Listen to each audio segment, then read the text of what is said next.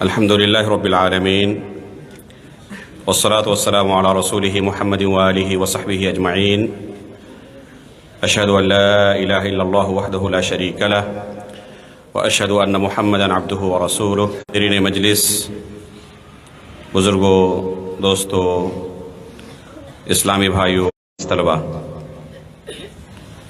شکریہ ادا کرتا ہوں۔ بڑی خوشی ہوئی الحمدللہ اس ادارے کی سرگرمیاں دیکھ کر، یہاں کے طلباء سے مل کر، اساتذہ جو پہلے کے زمانے میں موجود نہیں تھے آج ہمارے سامنے بالکل بھی ایک دم سامنے کھڑے ہیں۔ آج یہ انٹرنیٹ کا دور ہے، آج یہ سوشل میڈیا کا دور ہے۔ جن گناہوں کے کرنے کے لیے کسی زمانے میں لوگوں کو بہت زیادہ کوششیں کرنی پڑتی تھی، آج وہ صرف ایک انگلی کے کلک کے سہارے ہمارے سامنے حاضر رہتے ہیں، موجود رہتے ہیں۔ ایسے دور میں ایک انسان اپنے دین پر ثابت قدم کیسے رہے، اپنے ایمان کو کیسے محفوظ رکھے، ایک بہت بڑا سوال ہے۔ نبی صلی اللہ علیہ وسلم نے صحابہ اکرام کے سامنے اپنی زندگی میں ہی اس طرح کے فتنوں کے بارے میں آگاہی کر دی تھی کہ جیسے جیسے زمانہ گزرتا جائے گا دنیا کے اندر فتنے رونما ہوتے رہیں گے، فتنوں کی کثرت ہوگی، یہاں تک کہ اس قدر فتنے بڑھ جائیں گے کہ حق بالکل بھی بسا اوقات اتنا باریک ہو جائے گا کہ اسے ڈھونڈنا مشکل ہو جائے گا۔ حذیفہ بن یمان رضی اللہ تعالیٰ عنہ کا قول یاد کریں۔ یہ حذیفہ بن یمان رضی اللہ تعالیٰ عنہ مشہور صحابی رسول ہیں، جن کے بارے میں معروف ہے کہ یہ نبی صلی اللہ علیہ وسلم سے فتنوں کے بارے میں سوال کیا کرتے تھے، شر کے متعلق سوال کیا کرتے تھے۔ خود کہتے ہیں کہ دوسرے صحابہ اکرام اللہ کے رسول سے خیر کے متعلق سوال کرتے، لیکن میں شر کے متعلق سوال کرتا کہ کہیں وہ شر مجھے لاحق نہ ہو جائے، کہیں فتنے کے اندر میں خود مبتلا نہ ہو جاؤں۔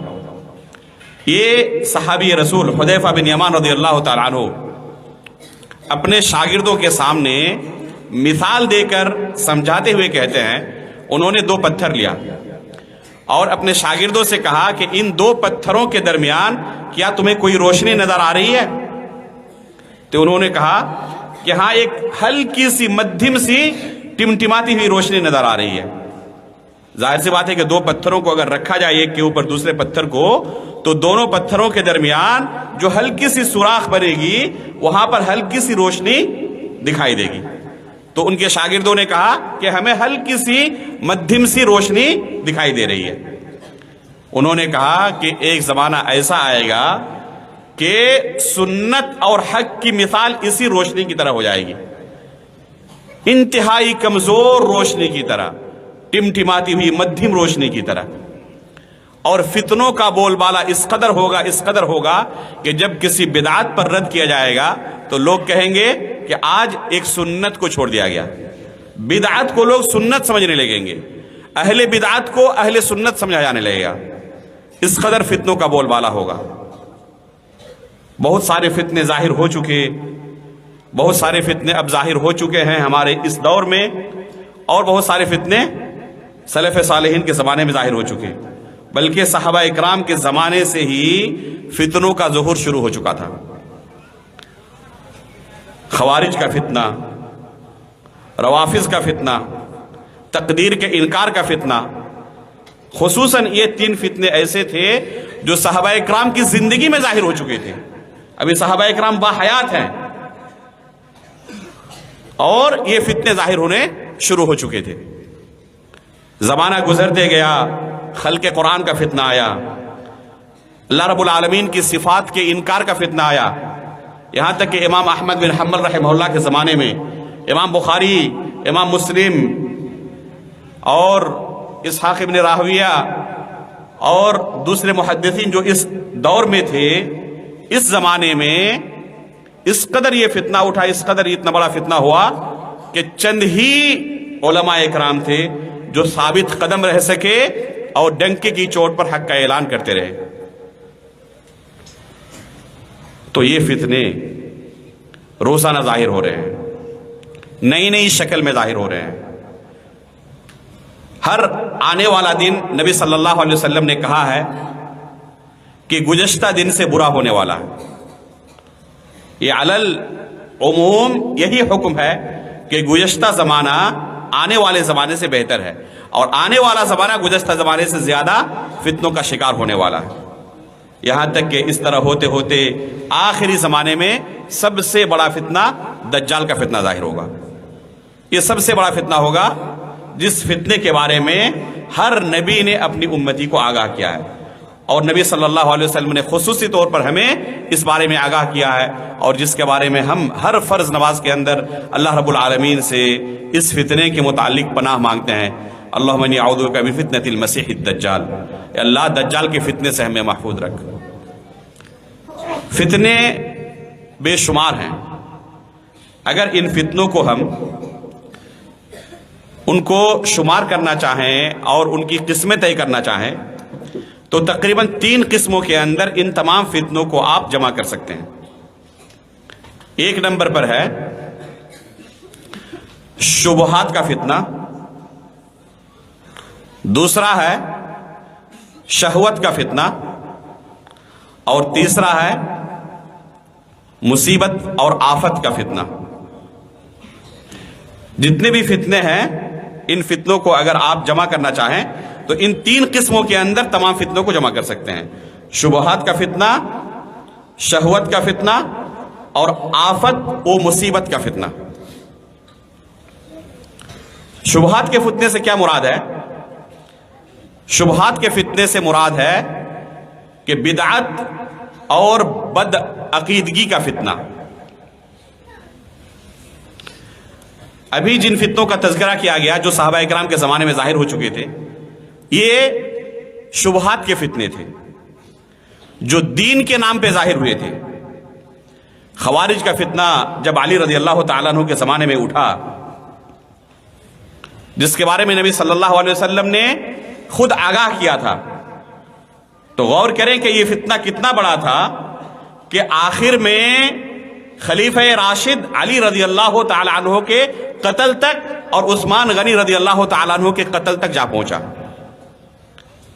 جو اس امت کے اندر سب سے افضل لوگ تھے صحابہ اکرام، اور ان میں سے بھی خلفائے راشدین جن کو نبی صلی اللہ علیہ وسلم نے اپنی زبانی جنت کی خوشخبری سنائی تھی، ان کو قتل کیا جا رہا ہے دین کے نام پر۔ قتل کرنے والے یہ سوچ رہے ہیں کہ ہم بہت اچھا کام کر رہے ہیں اور اس سے ہمیں اللہ رب العالمین کا تقرب حاصل ہوگا، ہم اللہ رب العالمین کے مقرب بندے بن جائیں گے۔ اب غور کریں کہ کسی کے ذہن کے اندر اتنا بڑا فتنہ بھی داخل ہو سکتا ہے کہ ایسے شخص کو قتل کر کے اللہ کا تقرب حاصل کرنے کے بارے میں وہ سوچ سکتا ہے جس کے بارے میں نبی صلی اللہ علیہ وسلم نے اس دنیا کے اندر ہی جنت کی خوشخبری سنائی ہوئی ہے۔ عثمان غنی اور علی رضی اللہ تعالیٰ عنہ اور دوسرے صحابہ اکرام کے خلاف تلوار نکالنے والے یہ سوچ رہے ہیں کہ ہم اللہ رب العالمین کا تقرب حاصل کر رہے ہیں اور ہم کوئی اچھا کام کر رہے ہیں۔ تو یہ فتنے ظاہر ہونا اسی وقت شروع ہو چکے تھے۔ یہ شبہات کے فتنے ہیں، اور یہ شبہات کے فتنے سب سے خطرناک ہوتے ہیں۔ ان 3 فتنوں میں سے سب سے خطرناک فتنہ کون سا ہے؟ یہ شبہات کا فتنہ۔ دین کے نام پہ بدعت کو ایجاد کرنا اور ایسی چیز کو دین قرار دینا جو کہ حقیقت میں دین نہیں ہے۔ یہ فتنے ہر زمانے کے اندر بڑھتے ہی رہے، یہاں تک کہ امام احمد بن حنبل رحمہ اللہ کا جب زمانہ آیا تو خلق قرآن کا فتنہ اٹھا۔ علماء اکرام کو پکڑ کر اس کفریہ عقیدے کو ماننے پر مجبور کیا گیا اور ان سے امتحان لیا جانے لگا کہ آپ قرآن کریم کو مخلوق کہتے ہیں نہیں کہتے. قرآن کریم اللہ رب العالمین کا کلام ہے. اللہ رب العالمین خالق ہے اور قرآن کریم اللہ رب العالمین کی صفت ہے، جس کے بارے میں یہ کیا عقیدہ لوگوں کے درمیان راسخ کرنا چاہتے تھے کہ قرآن کو مخلوق کہنے کا عقیدہ تم قبول کرو اور اعلان کرو کہ قرآن مخلوق ہے. نعوذ باللہ من ذالک. اس کفریہ عقیدے کو ڈنکے کی چوٹ پر اور تلوار کی نوک پر لوگوں کو قبول کرواتے تھے، بلکہ حکومتی طور پر لوگوں کو اس فتنے کو اور اس کفریہ عقیدے کو قبول کرنے کے لیے مجبور کیا جاتا. جو قبول نہ کرتا انہیں سزائیں دی جاتی، جیلوں کے اندر ڈالا جاتا، قتل کر دیا جاتا. یہاں تک کہ بہت سارے علماء اکرام جان بچانے کی خاطر انہوں نے اپنی زبان سے اسے ظاہر کرنا ہی زیادہ مناسب سمجھا، اور اس کی شریعت کے اندر گنجائش ہے کہ اگر جان بچانے کے لیے کلمہ کفر بھی زبان سے ادا کرنا پڑے تو اس کی گنجائش ہے، جائز ہے، اس سے انسان اسلام سے خارج نہیں ہوتا. جو لوگ یہ کلمہ کفر ادا کرنے پر مجبور کرتے تھے وہ بھی اپنے آپ کو مسلمان کہتے تھے، وہ بھی اپنے آپ کو مسلمان کہتے تھے، اپنے آپ کو کافر نہیں کہتے تھے، اور دین کے نام پہ یہ سب کچھ کر رہے تھے. وہ یہ سوچ رہے تھے کہ حقیقت میں اس سے ہم اللہ رب العالمین کا تقرب حاصل کر رہے ہیں. لیکن جیسے کہ نبی صلی اللہ علیہ وسلم نے کہا ہے، لا تزال طائفۃ من امتی ظاہرین علی الحق، ہمیشہ میری امت میں ایک جماعت ایسی ہوگی جو حق پر قائم ہوگی. لا یضرهم من خالفهم، مخالفت کرنے والے ان کی مخالفت کریں گے لیکن ان کی مخالفت سے انہیں کوئی نقصان نہیں پہنچے گا، یہ حق سے پیچھے نہیں ہٹیں گے. اللہ کے فضل و کرم سے ہر زمانے میں ایسے علماء اکرام موجود ہیں جو لوگوں کو صحیح دین کی رہنمائی کرتے رہتے ہیں، گرچہ لوگوں کی طرف سے اور مختلف طریقوں سے انہیں زد و کوب کیا جاتا ہے، انہیں پریشان کیا جاتا ہے، لیکن یہ حق پر قائم رہتے ہیں اور حق کی نشر و اشاعت کرتے رہتے ہیں. تو یہ فتنے ہر زمانے میں موجود رہے ہیں. اسی طرح امام بخاری رحمہ اللہ اور امام مسلم رحمہ اللہ کی آپ کتاب اٹھائیں، صحیح بخاری اور صحیح مسلم، دونوں کی شروعات ہوتی ہے کس کتاب سے؟ فضیلت کے طلبہ بتائیں جی، فضیلت ثانی کے طلبہ بتائیں. صحیح بخاری کی پہلی کتاب کون سی ہے جی؟ اس کے بعد دوسری کتاب کتاب الایمان. اسی طرح صحیح مسلم کے اندر کتاب الایمان سے مقدمے کے بعد کتاب الایمان. صحیح بخاری کے اندر کتاب و بدیل وحی صرف 1.5-2 صفحے کے اندر ہے. اصل جو کتاب ہے وہ کتاب الایمان ہی ہے جہاں سے کتاب کی شروعات ہوتی ہے. اب غور کریں کہ امام بخاری اور امام مسلم رحمہ اللہ دونوں اپنی صحیح کے اندر سب سے مفصل کتاب جس سے کتاب کی شروعات کر رہے ہیں وہ کیا ہے؟ کتاب الایمان سے. ایک بہت بڑے فتنے پر رد کرنے کے لیے، ایک بہت بڑے فتنے پر رد کرنے کے لیے. کون سا فتنہ تھا؟ گناہ کبیرہ کے مرتکب کے کافر ہونے کا فتویٰ دینے کا فتنہ تھا. خوارج اور معتزلہ ایک گمراہ فرقہ اٹھا جس نے یہ بدعقیدگی اور یہ بدعت پھیلانا شروع کیا کہ گناہ کبیرہ کا مرتکب کیا ہے؟ گناہ کبیرہ کا مرتکب دائرہ اسلام سے خارج ہو جاتا ہے. گناہ کبیرہ کا مرتکب دائرہ اسلام سے خارج ہو جاتا ہے، وہ مسلمان باقی نہیں رہتا. اور اس طرح کے جو بھی فتنے ظاہر ہوئے، آپ یہ نہ سمجھیں کہ اس طرح کے فتنے برپا کرنے والے صرف اپنی طرف سے ہی باتیں پیش کرتے تھے اور کتاب و سنت کا حوالہ نہیں دیتے تھے. نہیں، ایسی بات نہیں ہے، بلکہ قرآن کی آیتیں اور صحیح احادیث پڑھ کر لوگوں کو اپنے موقف کی طرف بلاتے تھے. صحیح بخاری کی احادیث پیش کرتے، صحیح مسلم کی احادیث، یعنی وہ جو احادیث پیش کرتے انہیں امام بخاری اور امام مسلم نے اپنی صحیح کے اندر ذکر کیا ہے. یہ حدیثیں صحیح ہوتی لیکن استدلال غلط ہوتا، اپنی منمانی تعویل کرتے. سلف صالحین نے، صحابہ اکرام، تابعین اعظام نے ان نصوص سے جو سمجھا تھا ان کا فہم اس سے میل نہیں کھاتا. یہ فہم سلف کو نہیں لیتے تھے، اپنی طرف سے ان نصوص کی تعویل کرتے تھے. چنانچہ کہتے کہ گناہ کبیرہ کا مرتکب کیا ہے؟ دائرہ اسلام سے خارج ہو جاتا ہے۔ دلیل کے طور پر بے شمار دلیلیں پیش کرتے تھے۔ مثلا نبی صلی اللہ علیہ وسلم کی حدیث ہے، لا یزنی الزانی حین یزنی وہو مؤمن ولا یشرب الخمر حین یشربها وہو مؤمن ولا یسرق السارق حین یسرق وہو مؤمن۔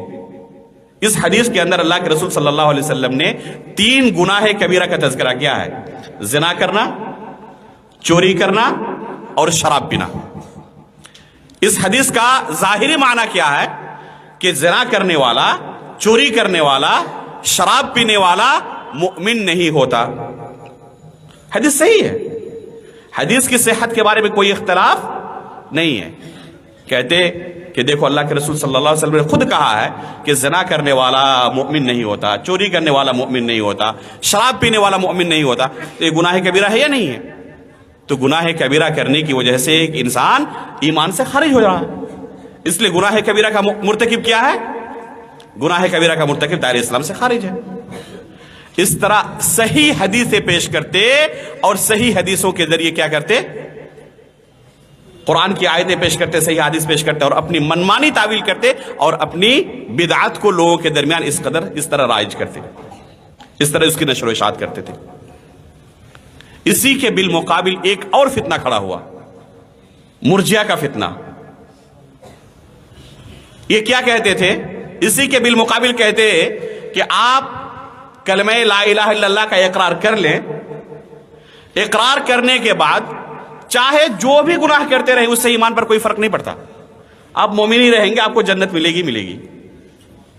اب غور کریں کہ ایک گناہ کی بنا پر ایک شخص کیا کہہ رہا ہے کہ آپ اسلام سے خارج ہو گئے، آپ کافر ہو گئے، آپ جہنمی ہو گئے، اور اسی گناہ کے کرنے کی بنا پر ایک دوسرا فرقہ کیا کہہ رہا ہے کہ اس سے کچھ بھی فرق نہیں پڑتا، آپ جنتی ہیں۔ یہ دونوں کے دونوں فتنے ہیں، دونوں کے دونوں گمراہ فرقے ہیں۔ یہ بھی اپنے موقف کی تائید کے لیے قرآن و سنت سے ہی دلیل پیش کرتے تھے۔ ایسی بات نہیں ہے کہ صرف اپنی جیب سے ہی کچھ کہتے تھے اور کتاب و سنت کی دلیلیں پیش نہیں کرتے۔ لا تقنطوا من رحمت اللہ ان اللہ یغفر الذنوب جميعا، اس طرح کے نصوص سے یہ کہتے کہ اللہ تعالیٰ ہر گناہ کو معاف کرنے والا ہے، چاہے وہ کچھ بھی ہو، چاہے شرک کا ہو، چاہے کسی کا بھی ہو۔ گناہ ہے، اللہ رب العالمین ہر گناہ کو معاف کرنے والا ہے۔ اسی طرح ابو ذر غفاری رضی اللہ تعالیٰ عنہ کی مشہور حدیث ہے، نبی صلی اللہ علیہ وسلم نے کیا فرمایا کہ جو شخص کلمہ لا الہ الا اللہ کا صدق دل سے اقرار کر لیتا ہے تو اسے جنت کی خوشخبری سنا دو، اس کے لیے جنت کی خوشخبری ہے۔ تو ابو ذر غفاری رضی اللہ تعالیٰ عنہ نے کہا اللہ کے رسول اگرچہ وہ زنا کرے اور چوری کرے، تو اللہ کے رسول نے کیا فرمایا؟ وَإِن زَنَا وَإِن سَرِقَ، گرچہ وہ زنا کرے اور چوری کرے تب بھی اسے جنت کی خوشخبری سنا دو۔ پھر پوچھا ابو ذر غفاری نے، کیا کہا کہ گرچہ وہ زنا کرے، گرچہ وہ چوری کرے تب بھی اسے جنت کی خوشخبری سنا دو۔ تیسری مرتبہ جب کہا تو اللہ کے رسول نے پھر وہی جواب دیا اور کہا وَإِن رَغِمَ أَنْفُ أَبِي ذَرٍ، اے ابو ذر اگر تمہیں یہ ناگوار گزرے اس کے باوجود اسے جنت کی خوشخبری سنا دو۔ تو ابو ذر اس مجلس سے نکلے اور یہ کہتے ہوئے وَإِن رَغِمَ أَنْفُ أَبِي ذَرٍ وَإِن رَغِمَ أَنْفُ أَبِي ذَرٍ کہتے ہوئے مجلس سے نکلے کہ اسے جنت کی خوشخبری سنائی ہے، گرچہ مجھے یہ ناگوار گزرے، گرچہ مجھے ناخواہ آلود ہو، لیکن اسے جنت کی خوشخبری سنانی ہے۔ سیم عمل زنا کی بنا پر، چوری کرنے کی بنا پر خوارج اور معتزلہ کیا کہتے تھے؟ اللہ کے رسول کی حدیث پیش کر کے کہ وہ دائرہ اسلام سے خارج ہے، اور اسی عمل کو پیش کر کے مرجیہ کیا کہتے تھے کہ کچھ بھی فرق نہیں پڑتا، جنت اس کے لیے گارنٹی ہے، اس کی ضمانت ہے، مضمون ہے اس کے لیے جنت۔ اب غور کریں کہ کیا یہ دونوں صحیح ہو سکتے ہیں؟ قرآن سے، صحیح احادیث سے استدلال کرتے ہوئے اس طرح لوگوں کو گمراہ کرنے کی کوشش کرتے اور اس طرح کے فتنے پھیلاتے، اور یہ کیا کہتے کہ ہم اپنی طرف سے کوئی بات نہیں کہہ رہے ہیں، اللہ کے رسول صلی اللہ علیہ وسلم کی بات آپ کے سامنے سے پیش کر رہے ہیں۔ آج بھی کچھ لوگ آپ سنتے ہوں گے وہ اسی طرح کی وعید کی حدیثوں کو پڑھیں گے کہ فلاں کام کرنے سے جنت حرام ہے، فلاں کام کرنے سے جنت حرام ہے، فلاں کام کرنے سے جنت حرام ہے، اور کہیں گے کہ میں صرف مترجم ہوں، میں اپنی بات نہیں کر رہا ہوں، بات اللہ کے رسول کی ہے، میں صرف مترجم ہوں۔ آپ نے سنا ہے؟ نہیں سنا ہے؟ یہ وہی طریقہ ہے، کہ اللہ کے رسول صلی اللہ علیہ وسلم کی احادیث کو جو وعید پر دلالت کرتی ہے لوگوں کے سامنے بیان کرنا اور اس سے استدلال کرنا کہ وہ شخص دار اسلام سے خارج ہے، وہ شخص جہنمی ہے، بلکہ اس طرح سے کہنا کہ گرچہ وہ روزہ رکھے، نفلی روزے رکھے، گرچہ وہ راتوں کو اٹھ کر اللہ کے سامنے گر گرائے، حج کرے ہر سال، نفلی عمرے کرتے رہے، کوئی فائدہ نہیں پہنچائے گا، وہ شخص جہنمی ہے۔ اور پھر اس کے اوپر یہ کہنا کہ میں اپنی بات نہیں کر رہا ہوں، اللہ کے رسول کی بات کر رہا ہوں۔ خوارج بھی یہی کہتے تھے کہ ہم اپنی بات نہیں کہہ رہے، اللہ کے رسول کی بات کہہ رہے ہیں۔ کیا سلف صالحین نے ان نصوص سے یہی سمجھا ہے؟ انہی افکار پر، انہی فتنوں پر رد کرنے کے لیے امام بخاری نے اور امام مسلم نے کتاب الایمان سے اپنی کتاب کی شروعات کی اور بہت لمبی کتاب لکھی اور اللہ کے رسول صلی اللہ علیہ وسلم کی احادیث سے اور سلف صالحین کے فہم سے ان پر رد کیا کہ یہ ایک بہت بڑا فتنہ ہے، اور اس فتنے نے اتنا نقصان پہنچایا امت کو، اتنا نقصان پہنچایا کہ ایک شخص اپنے ہی مسلمان بھائی کے ساتھ کافروں جیسا معاملہ کرتا ہے، اس طرح کے گناہ کبیرہ کا ارتکاب کرتے ہوئے دیکھ کر، یہاں تک کہ اپنے ہی مسلمان بھائی کو بالتعیین کافر کہتا ہے اور کافروں جیسا معاملہ کرتا ہے۔ ایک ہے کسی سے کفر کا صادر ہونا، اور ایک ہے کہ کفر کا صدور ہونے کے بعد اس پر بالتعیین کفر کا حکم لگانا۔ دونوں بالکل الگ الگ چیزیں ہیں، دونوں بالکل الگ الگ چیزیں ہیں۔ نبی صلی اللہ علیہ وسلم نے خود شراب پینے والے پر لعنت بھیجی ہے۔ نبی صلی اللہ علیہ وسلم نے خود شراب پینے والے پر لعنت بھیجی ہے۔ ایک صحابی کو کئی بار شراب پینے کے جرم میں لایا گیا پکڑ کر، اور اللہ کے رسول صلی اللہ علیہ وسلم نے اسے سزا دی، حد نافذ کیا اس پر۔ ایک مرتبہ کی بات ہے کہ ایک صحابی نے کہا اللہ کی تم پر لعنت ہو، کتنی بار تمہیں اللہ کے رسول کے پاس لایا جا رہا ہے، اس کے باوجود تمہیں شرم نہیں آتی؟ تو اللہ کے رسول نے فوراً کیا کہا لا تلعنہ فإنہ یحب اللہ ورسولہ، اس پر لعنت نہ بھیجو، وہ اللہ اور اس کے رسول سے محبت کرتا ہے۔ یہ لعنت بھیجنے کا کام جو اس صحابی نے کیا تھا، کیا غلطی کی تھی؟ خود اللہ کے رسول نے شراب پینے والے پر لعنت بھیجی ہے۔ جب ایک شرابی کو لایا گیا تو انہوں نے کیا کہا کہ تم پر اللہ کی لعنت ہو۔ غلطی ان کی یہیں پر ہوئی۔ اللہ کے رسول نے ایک عام حکم بیان کیا تھا کہ شراب پینے والے پر لعنت ہے، لیکن انہوں نے کیا کیا، اس عام حکم کو ایک خاص شخص پر نافذ کر دیا، چسپا کر دیا۔ اور کسی خاص شخص پر کسی حکم کو نافذ کرنے کے لیے شریعت کے اندر اصول و ضابطے ہیں۔ ضروری نہیں کہ کسی سے کسی گناہ کا صدور ہو تو اس بنا پر اسے گناہگار ہی کہا جائے، یہ ضروری نہیں ہے۔ یہ ضروری نہیں ہے کہ کسی سے کسی گناہ کا صدور ہو جائے تو اس کے باوجود اسے گناہگار ہی کہا جائے۔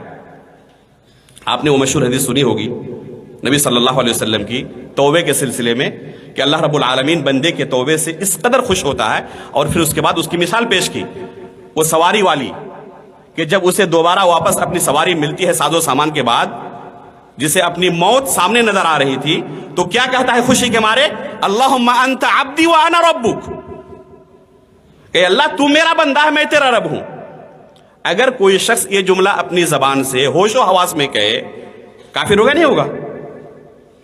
اگر کوئی خود اپنے آپ کو رب ہونے کا دعویٰ کرے کہ میں پروردگار ہوں، میں رب ہوں، تو یہ جملہ کفریہ ہے، اس بارے میں کوئی اختلاف نہیں۔ لیکن اس کے باوجود اللہ رب العالمین اس شخص سے خوش ہو رہا ہے کیونکہ وہ توبہ کر رہا ہے۔ تو اب غور کریں کہ گناہ کا صدور اس سے تو ہوا، لیکن کیا اس وجہ سے گناہگار ہو گیا وہ؟ تو گناہ کا صدور ہونا الگ چیز ہے، لیکن اس بنا پر وہ گناہگار ہو جائے یہ کوئی ضروری نہیں ہے۔ میں آپ کو ایک مثال دیتا ہوں۔ مان لیجیے کہ آپ کسی ہوٹل میں گئے، رات کے وقت ابھی پہنچ گئے کسی ہوٹل میں، ہوٹل والے سے آپ نے کہا کہ ایک گلاس پانی لائیں۔ اندھیرا تھا، ہوٹل والے نے آپ کو گلاس میں پانی کی جگہ پر کیا دیا؟ شراب دے دیا۔ آپ نے پی لیا۔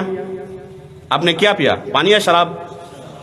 شراب پیا ہے، لیکن کیا سمجھ کر پیا؟ پانی سمجھ کر پیا۔ کیا شراب پینے کی وجہ سے آپ کو گناہگار کہا جائے گا؟ آپ نے پیا تو شراب ہے نا، تو کیا اس وجہ سے آپ کو گناہگار کہا جائے گا؟ کوئی بندہ نہیں کہے گا کہ اس کو گنہگار کہا جائے گا، اس لیے کہ گرچہ اس نے شراب پیا ہے لیکن یہاں پر اس کے علم میں نہیں تھا کہ میں شراب پی رہا ہوں، اس وجہ سے گرچہ اس نے گناہ کیا ہے اس کو گناہ کہا جائے گا، لیکن اس گناہ کے کرنے کی وجہ سے اس شخص کو تعین کے ساتھ گنہگار کہا جائے یہ ضروری نہیں ہے۔ تارک صلاۃ کا حکم کیا ہے؟ ہم راجہ یہی سمجھتے ہیں کہ کافر ہے، اور اس بارے میں ایک مسئلہ ہے کہ تارک صلاۃ کسے کہا جائے، کبھی کبھی نماز پڑھتا ہے کبھی کبھی نماز چھوڑتا ہے، یہ تارک صلاۃ ہے یا نہیں ہے؟ علامہ ابن عثیمین رحمہ اللہ نے اپنے کئی دروس میں اس چیز کو ذکر کیا ہے کہ تارک صلاۃ کا معنی یہ ہے کہ جس کی زندگی میں نماز نہ ہو، جن سے صلاۃ کا تارک ہو، کیونکہ اللہ کے رسول صلی اللہ علیہ وسلم نے یہ نہیں کہا ہے العہد الذی بیننا وبینہم صلاۃ، نہیں کہا ہے کہ ایک نماز چھوڑ دے، بلکہ الصلاۃ کہا ہے۔ اور آپ طلبہ جانتے ہیں کہ الف لام جنس کے لیے آتا ہے، یعنی جن سے صلاح اس کی زندگی میں نہ ہو، تو وہ شخص کیا ہے؟ کافر ہے، جس کی زندگی میں نماز نہ ہو۔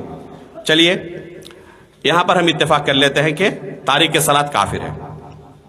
اب کسی شخص کے ساتھ جو کلمہ لا الہ الا اللہ کا اقرار کر رہا ہے لیکن اس کی زندگی میں کلمہ لا الہ الا اللہ کے اقرار کرنے کے ساتھ ساتھ بعض ایسے اعمال پائے جاتے ہیں جس کی وجہ سے کفر کی وعید سنائی گئی ہے، بعض ایسے اعمال پائے جاتے ہیں جس کی وجہ سے کفر کی وعید سنائی گئی کہ اس وجہ سے وہ بندہ کیا ہو جائے گا؟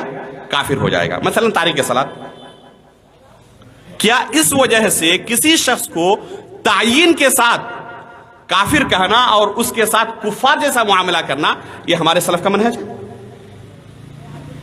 اس سلف صالح کا کبھی منہج نہیں رہا ہے کہ کسی کے ساتھ اس طرح تعین کے ساتھ کفار جیسا تعامل کیا جائے، کفار جیسا برتاؤ کیا جائے، مثلا اس کے ذبیحے کو نہ کھانا اور کہنا کہ اس کا ذبیحہ کھانا حلال نہیں ہے، اب تعین کے ساتھ اس کے ساتھ تعامل کر رہے ہیں،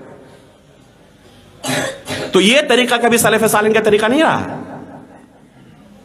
اس لیے فتنوں کو سمجھنا اور سلف صالحین کے منہج پر چلنا انتہائی ضروری ہے۔ سلف صالحین کا پہلے منہج جانے کے اس مسئلے میں سلف صالحین کا منہج کیا رہا ہے اور پھر اس کے مطابق اپنے آپ کو ڈھالنا اور چلنا، یہ خصوصاً فتنوں کے زمانے میں انتہائی ضروری ہو جاتا ہے۔ اس کے لیے ضرورت پہلے کیا ہے؟ پہلے ضرورت ہے کہ دین کا صحیح علم حاصل کیا جائے اور پھر اس کی تطبیق دی جائے اپنی زندگی میں۔ تو یہ ہے شبہات کا فتنہ جو کہ دین کے نام پہ کیا جاتا ہے، جو کہ اللہ رب العالمین کو راضی کرنے کے لیے کیا جاتا ہے، ناراض کرنے کے لیے نہیں کیا جاتا۔ کرنے والا یہ سمجھتا ہے کہ میں کوئی اچھا کام کر رہا ہوں، میں دین کا ایک بہت بڑا جہاد کر رہا ہوں، یہ سمجھتا ہے۔ تو یہ ہے شبہات کا فتنہ، جس سے بچنے کے کیا تدابیر ہیں انشاءاللہ میں آگے بیان کروں گا۔ دوسرا فتنہ کیا کہا تھا ہم نے؟ شہوت کا فتنہ۔ اس فتنے کا تعلق شیطان کے وسوسوں کے ساتھ ہے، جو انسان شیطان کے چکر میں پڑ کر گناہوں کے اندر گرفتار ہو جاتا ہے،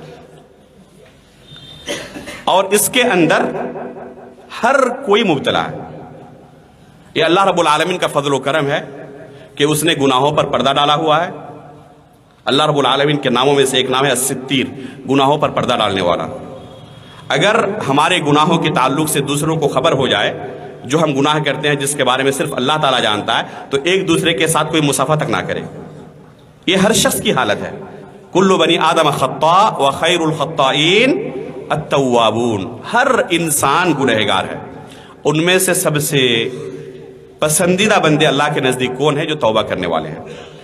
بلکہ صحیح مسلم کی ایک حدیث ہے، نبی صلی اللہ علیہ وسلم فرماتے ہیں کہ اگر تم گناہ نہ کرتے تو اللہ رب العالمین تمہاری جگہ پر ایک دوسری قوم کو لاتا، تمہیں ختم کر کے ایک دوسری قوم کو لاتا جو گناہ کرتے اور گناہ کرنے کے بعد اللہ رب العالمین سے استغفار کرتے، توبہ کرتے۔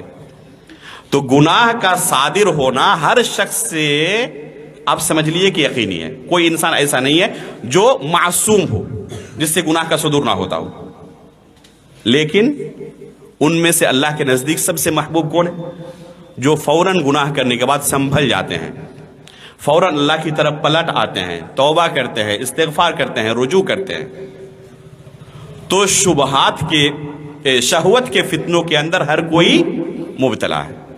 इससे अपने आप को बचाने की जरूरत है, गुनाहों से अपने आप को बचाने की जरूरत है। शैतान आपके पीछे हमेशा लगा हुआ है अपनी ड्यूटी पर।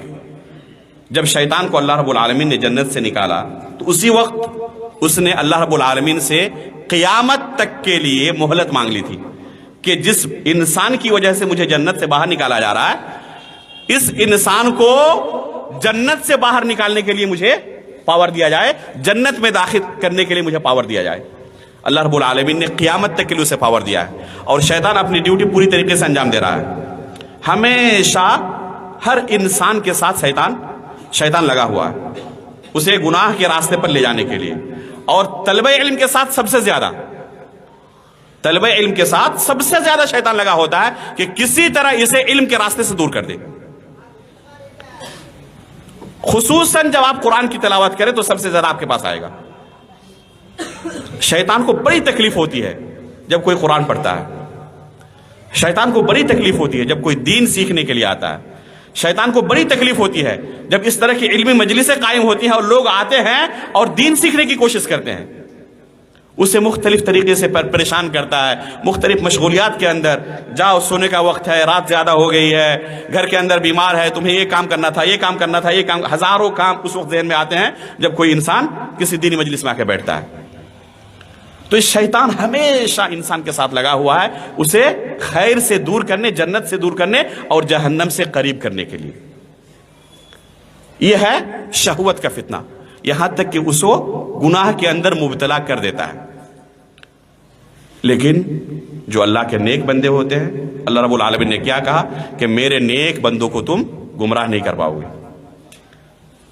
तो ये दूसरा फितना है शहवत का फितना। तीसरा फितना क्या है? मुसीबत और आफत का फितना। यह भी बहुत बड़ा फितना है। अल्लाह रब्बुल आलमीन इस फितने से भी महफूज रखे। मुसीबत का फितना क्या है?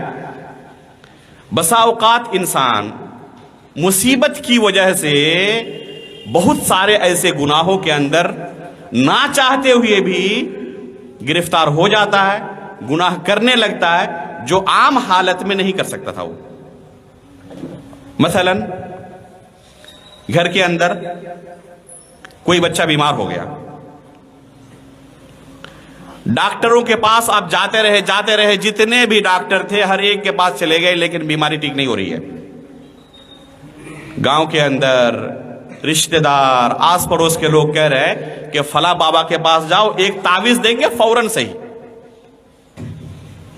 आम हालत में आप नहीं जाने वाले थे, आपने कोशिश भी किया कि उसके पास ना जाया जाए, लेकिन आखिर में ऐसी मुसीबत में पड़े कि उसके अलावा कोई दूसरा रास्ता नजर ही नहीं आ रहा। ऐसे मौके पर इंसान फितने का शिकार हो जाता है। जो आम हालत में गुनाह करने पर राजी नहीं था, वो इस मौके पर गुनाह करने के लिए राजी हो जाता है। किसी को पैसे की जरूरत है और हलाल तरीके से कोशिश कर रहा है लेकिन कमा नहीं पा रहा है, और वहीं पर हराम रास्ते उसके सामने खुले हुए हैं। रोजाना लोग आ रहे हैं कि आओ फला कंपनी में पैसा लगाओ, इतना सूद का तुम्हें मिल जाएगा, फला लोगों के साथ जाओ, इस तरह कुछ पैसे तुम्हें बहुत जल्दी मिल जाएंगे। लेकिन ये तमाम रास्ते पैसे कमाने के क्या हैं? हराम रास्ते हैं।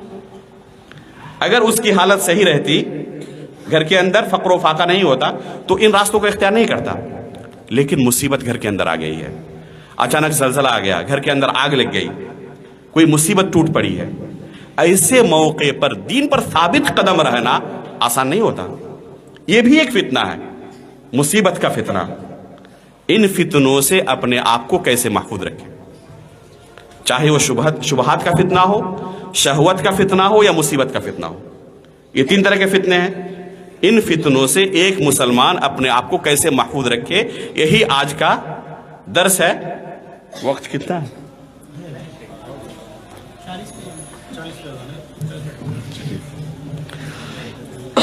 थोड़ा सा पानी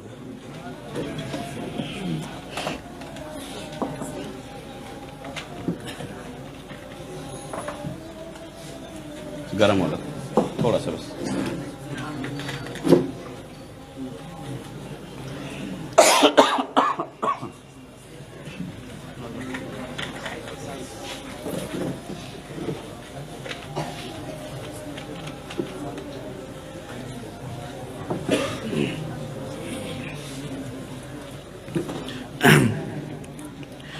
آپ کو اندازہ ہو گیا ہوگا کہ کس طرح کے فتنوں کے ساتھ ہم گھرے ہوئے ہیں. ان فتنوں سے اپنی حفاظت ضروری ہے نہیں ہے؟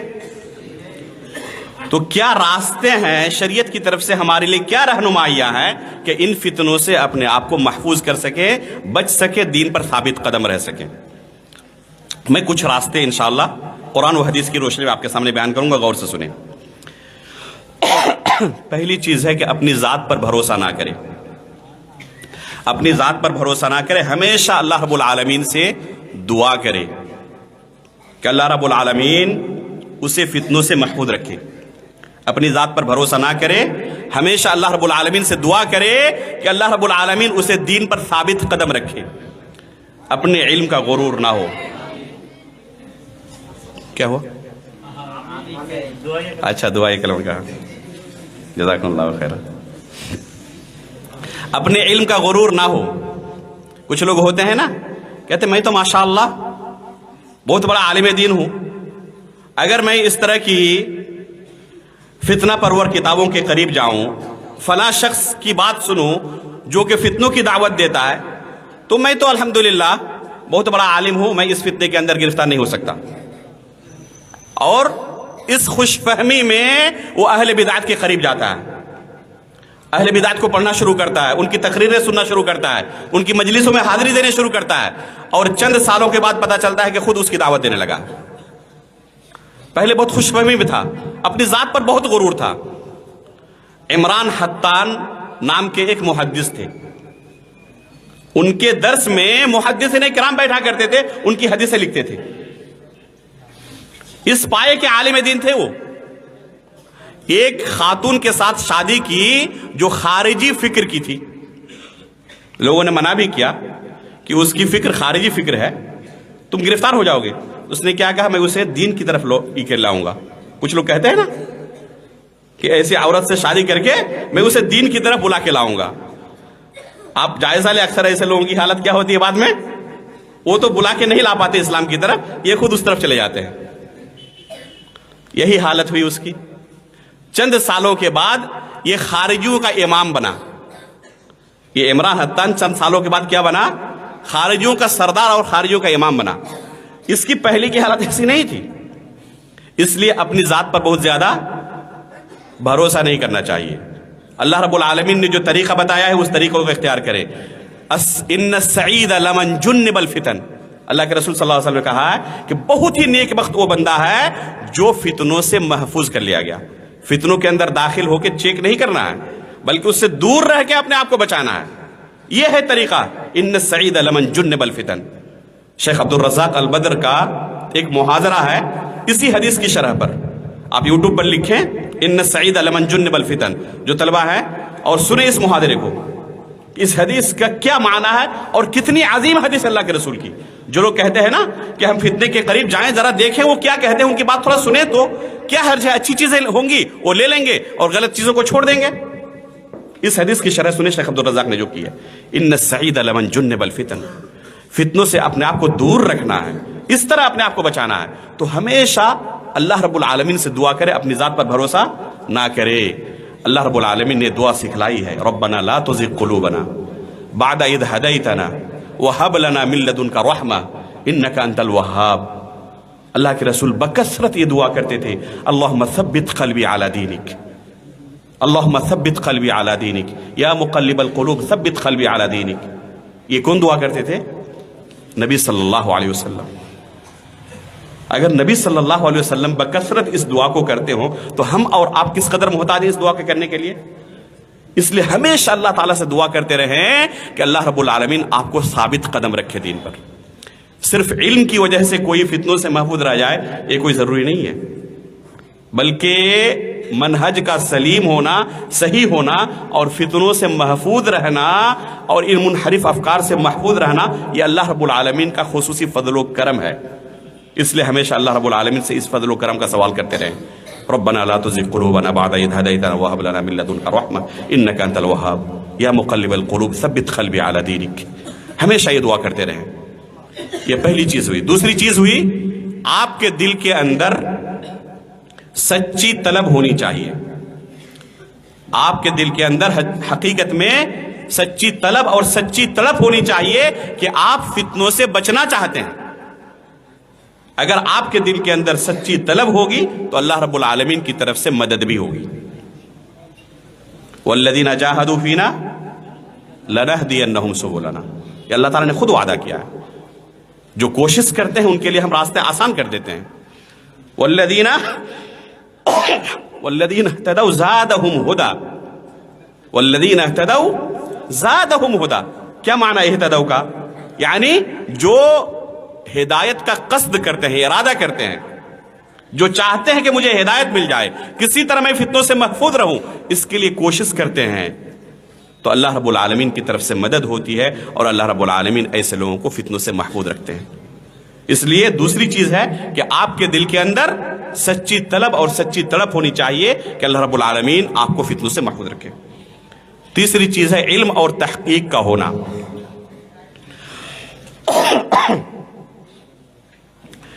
خصوصاً شیطان کے فتنوں سے محفوظ کی آگاہی کا یہی طریقہ ہے کہ آپ کو پہلے پتا ہو کہ شیطان کس کس طریقے سے آپ کو شکار کر سکتا ہے. شیطان ہر شخص کو ایک ہی طریقے سے دین سے دور نہیں کرتا. کسی کو شیطان عبادت کے اندر بہت زیادہ لگا کر یہاں تک کہ بدعات کے اندر داخل کر دیتا ہے، اس طریقے سے گمراہ کرتا ہے، اور کسی کو عبادت سے بہت زیادہ دور کر کے یہاں تک کہ گناہوں کے اندر مبتلا کر دیتا ہے، اس طرح اس کو فتنے کے اندر شامل کرتا ہے، مبتلا کرتا ہے. شیطان کو اس بات سے کوئی پرواہ نہیں ہے کہ اسے کامیابی کس راستے سے ملے گی.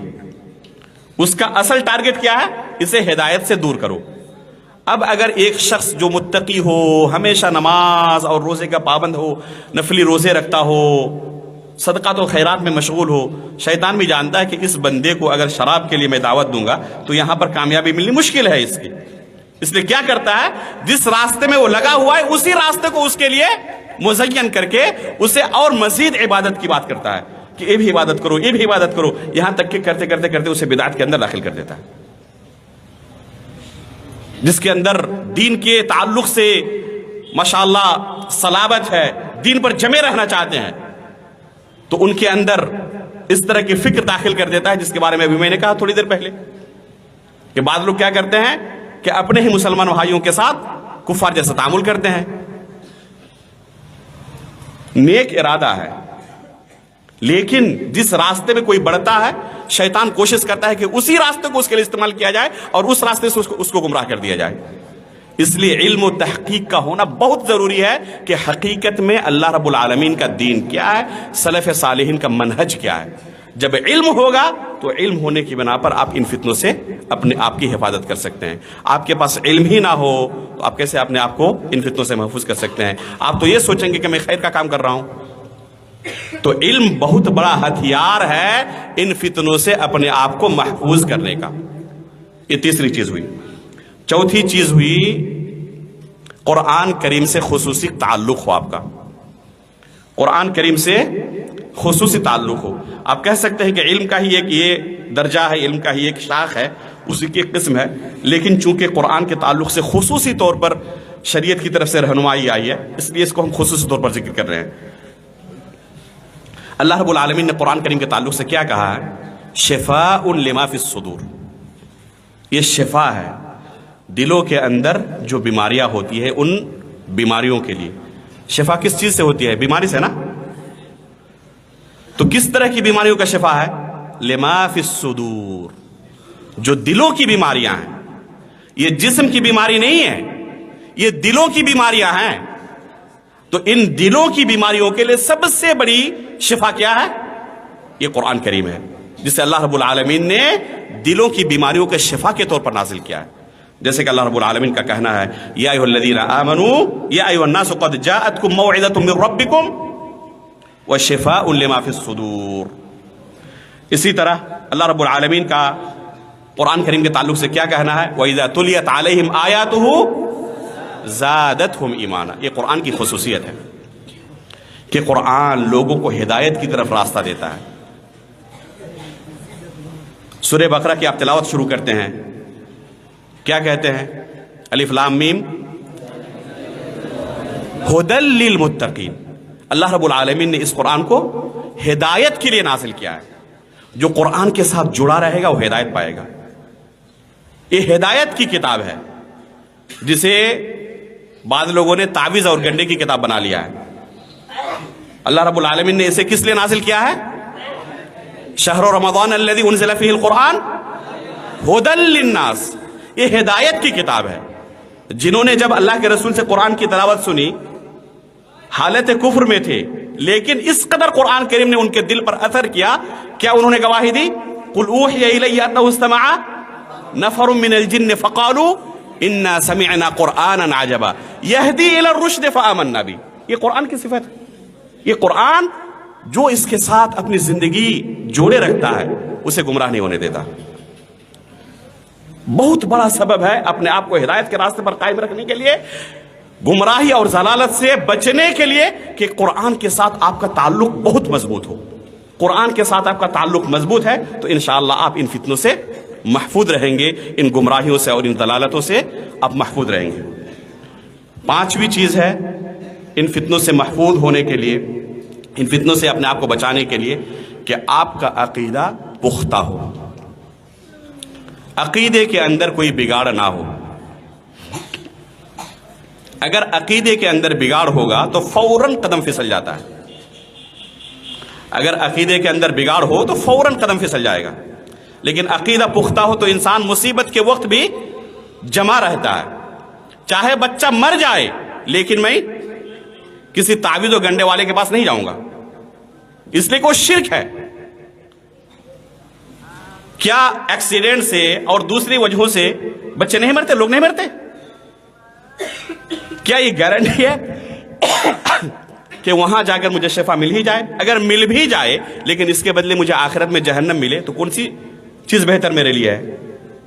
اگر عقیدہ انسان کا پختہ ہو تو ہر طرح کے فتنوں کا وہ مقابلہ کر لیتا ہے.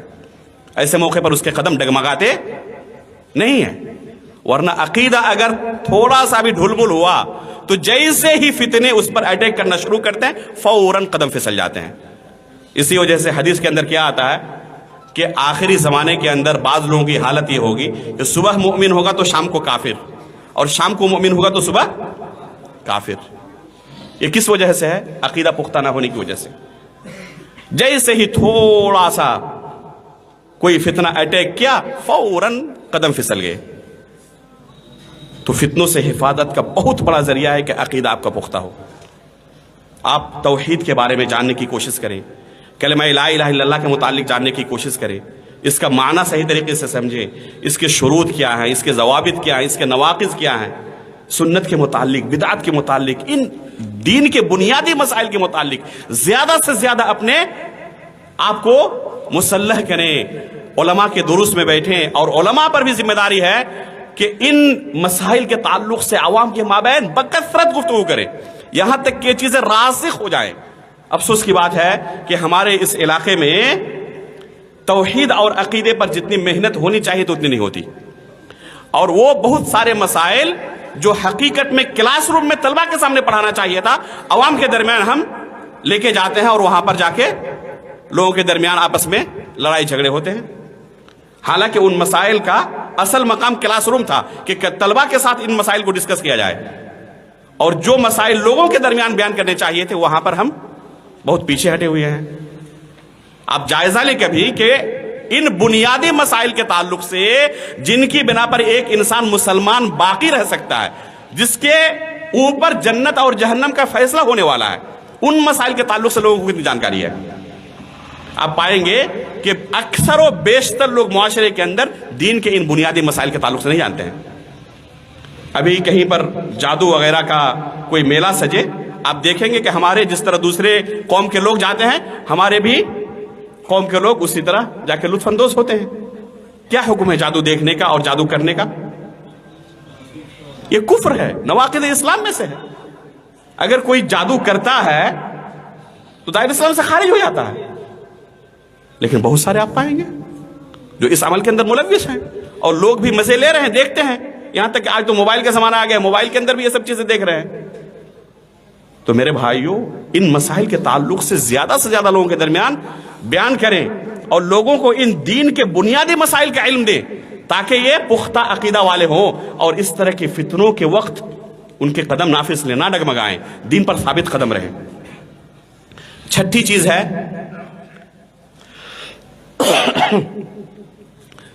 سلفی علماء کی صحبت اختیار کرنا، جو علماء منہج سلف پر قائم ہیں ان کے ساتھ جڑے رہیں، ان کے دروس میں حاضر ہوں، ان کی کتابیں پڑھیں، دین کے مسائل کے حل کے لیے ان کی طرف رجوع کریں، اور جو بھی منہج سلف سے ہٹے ہوئے ہوں ان سے اپنے آپ کو ہٹا کر رکھیں، ان سے اپنے آپ کو دور رکھیں۔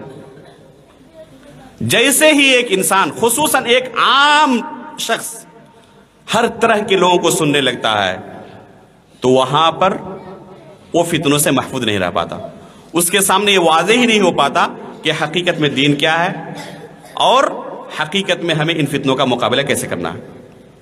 اس لیے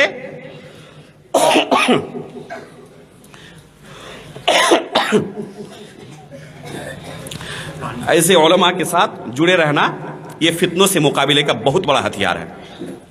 تھوڑا سا ساتویں چیز ہے انبیاء اور صالحین کے ثابت شدہ جو قصے قرآن کریم کے اندر اور احادیث کے اندر موجود ہیں۔ قرآن کے اندر تمام قصے ثابت ہی ہیں، اور احادیث کے اندر بھی جو قصے صحیح اسانید سے مروی ہے ان قصوں کو بکثرت پڑھا کریں۔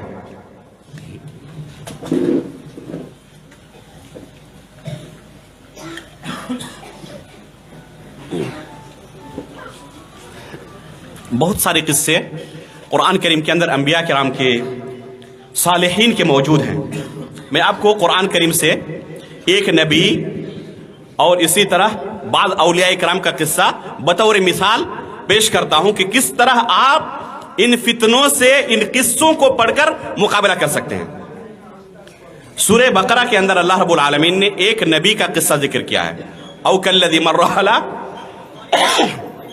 قریۃ وہی خاویۃ علی عروشها قال ان یحیی هذه اللہ بعد موتها فاماته اللہ 100 عام ثم بعثه قال كم لبثت قال لبثت یوما او بعض یوم۔ یہ ایک قصہ ہے جو کہ ایک نبی کا ہے۔ ایک اور قصہ سورہ کہف کے اندر ہے جو کہ اولیاء کرام کا ہے، اصحاب کہف کا قصہ۔ وَلَبِثُوا فِي كَهْفِهِمْ 300 سِنِينَ وَازْدَادُوا 9، 300 سال سے زیادہ یہ اس غار کے اندر رہے۔ جب اللہ رب العالمین نے ان کو بیدار کیا، اس کیفیت سے وہ واپس آئے۔ یہاں ایک نبی ہے اور وہاں پر اولیاء کرام ہیں۔ یہ قرآن کریم کا قصہ ہے، کوئی جھوٹا قصہ نہیں ہے، یہ قرآن کریم کے اندر اللہ رب العالمین نے بیان کیا ہے۔ دیکھیے اس میں ہمارے لیے کتنا درس ہے۔ یہاں پر اس نبی کو اللہ رب العالمین نے کہا، کیا کہا؟ کم لبست، کتنے دنوں تک تم موت کی حالت میں رہے؟ تو کیا جواب دیا؟ یومن او بعض یوم، ایک دن ہوگا یا ایک دن کا کچھ حصہ۔ یہ کون ہے؟ ایک نبی ہے، اور یہی جواب اصحاب کہف نے بھی دیا، یومن او بعض یوم والا، کہ ہم کتنے دنوں تک رہے اس حالت میں؟ ایک دن یا ایک دن کا کچھ حصہ، اتنا ہم رہ سکتے ہیں۔ حالانکہ کتنے دن تک تھے؟ یہاں پر 100 سال، وہاں پر 300 سال سے زیادہ۔ ایک نبی کو اور اولیاء کرام کو خود اللہ رب العالمین قرآن کریم کے اندر بیان کر رہا ہے کہ موت کے بعد کتنی مدت تک رہے اس کے بارے میں بھی خبر نہیں ہوتی۔ اور کچھ لوگ کہتے ہیں کہ موت کے بعد وہ قبر میں ہوتے ہوئے بھی آپ جو کچھ کرتے ہیں سب کے بارے میں جانتے ہیں۔ کہتے نہیں کہتے؟ آپ جو کچھ کرتے ہیں سب کچھ ان کو خبر رہتی ہے، آپ ان سے فریادیں کرتے ہیں، آپ کی باتیں سنتے ہیں، سب کچھ ہر چیز کے بارے میں جانتے ہیں۔ بعض لوگ یہ عقیدہ رکھتے ہیں۔ آپ قرآن کریم کے قصے پڑھیں گے اس طرح کے تو ان سے پوچھیں کہ اس نبی کو کیوں نہیں پتا چلا؟ اتنی بھی بات ان کو پتا نہیں چل سکی کہ کتنے دن تک ہم تھے، صحیح جواب تک نہیں دے سکے۔ 100 سال رہنے کے بعد کہتے ہیں کہ ایک دن ہوگا یا پھر ایک دن کا کچھ حصہ۔ اولیاء کرام 300 سال تک رہے، یہ بھی پتا نہیں کہ کتنے دن تک تھے، اور آپ کہہ رہے ہیں کہ ہر چیز کی خبر ہوتی ہے ان کو۔ تو اس طرح بے شمار قصے موجود ہیں قرآن کریم کے اندر، احادیث کے اندر۔ ابراہیم علیہ السلام کا قصہ قرآن کریم کے اندر موجود ہے۔ بڑھاپے کی عمر تک پہنچنے کے باوجود اولاد کی نعمت سے محروم ہے، اور اللہ سے کیا دعا کر رہے ہیں؟ رب ہب لی من الصالحین۔ یہ کون ہے؟ ایک نبی ہے، خلیل اللہ ہیں، لیکن خود اپنی اولاد پیدا نہیں کر پا رہے ہیں، اللہ تعالیٰ سے طلب کر رہے ہیں۔ اور یہاں پہ کچھ لوگ کیا کہتے ہیں کہ بیٹا نہیں ہو رہا ہے نا، فلاں بابا کے پاس جاؤ، وہ بیٹا دینے والے ہیں۔ یہاں ایک نبی ہیں جو خود اپنی اولاد پیدا نہیں کر پا رہے ہیں، اور یہاں بابا اس نبی سے بھی بڑے ہو گئے جو ہمیں اولاد دے سکتے ہیں۔ تو اس طرح کے قصوں کے اندر ہمارے لیے عقیدے کے مسائل میں جو فتنے ہم پر اٹیک ہو رہے ہیں، بے شمار فتنوں سے محفوظ ہونے کا درس موجود ہے، سبق موجود ہے۔ اس لیے انبیاء اکرام کے قصے، صالحین کے قصے جو موجود ہیں ان کو بغور پڑھیں، بے شمار مسائل کا آپ کو جواب مل جائے گا، بے شمار فتنوں سے آپ اپنے آپ کو محفوظ کر سکتے ہیں۔ 8ویں چیز ہے اللہ کا بکثرت ذکر کرنا، اللہ رب العالمین کو بکثرت یاد کرنا۔